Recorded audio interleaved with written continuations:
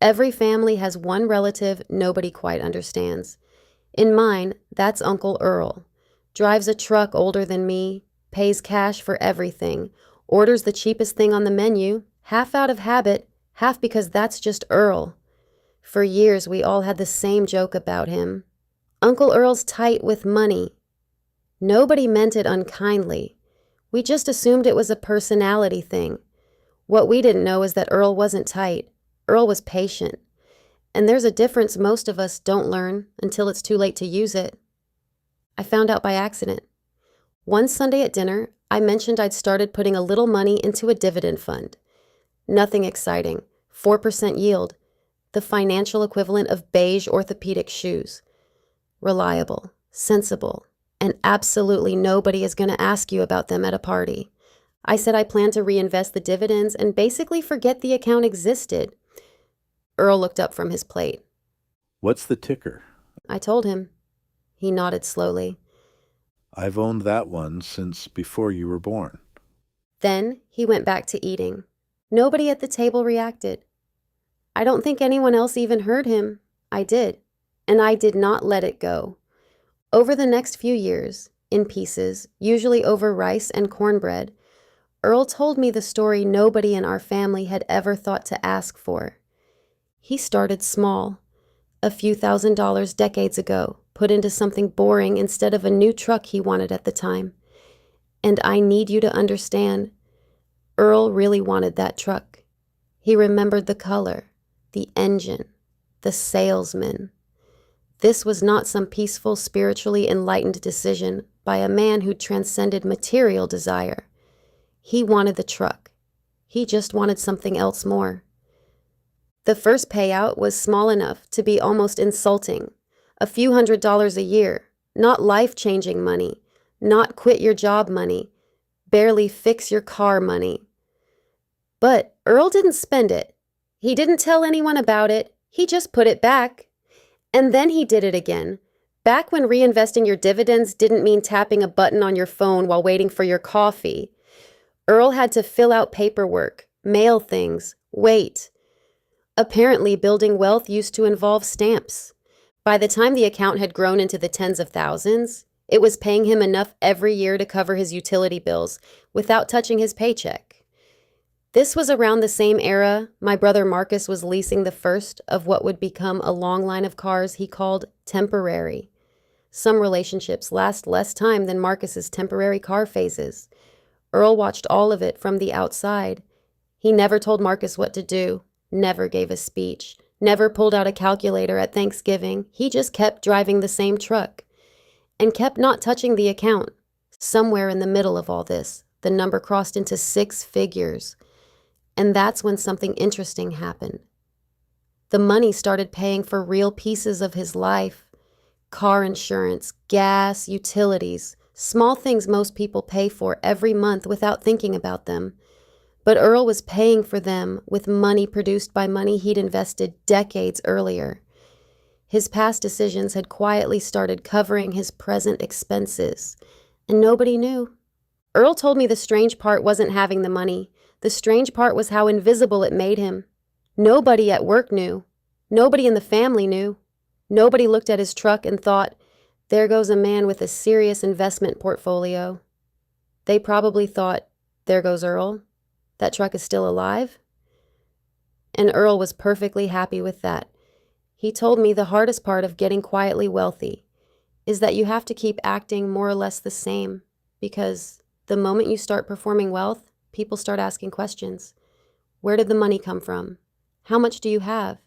Can you help me with something? Sometimes the easiest way to protect your peace is to let people underestimate your bank account. Earl told me about other family members too, without naming names directly. He is very good at not naming names while making absolutely sure you know exactly who he means. He'd watched people who looked stable on paper buy newer cars, bigger houses, better furniture. Watched relatives congratulate each other over purchases that were quietly eating their paychecks alive. He never judged them out loud. He just kept adding to an account nobody thought to ask about, because nobody assumes the man ordering the early bird special has a portfolio worth discussing. Here's the part that stayed with me most. Eventually, the account reached a point where the income from it could cover the equivalent of his housing costs. More than $20,000 a year without him selling a single share. No promotion, no sudden inheritance, no lucky stock tip whispered across a dinner table. Just money he'd put away decades earlier, producing more money, which bought more shares, which produced more money, for 40-some years. That's it. And Earl told me the number itself wasn't the achievement. The achievement was spending decades doing something boring without needing anyone to understand why. People confuse patience with poverty. They see the truck and think I can't afford better. Then he looked at me. I can afford anything I need. I just don't need to prove it to a driveway full of people who'll forget by next week. I asked him once if it ever got hard, watching everyone else spend while he didn't. He said yes, but not when the account was big.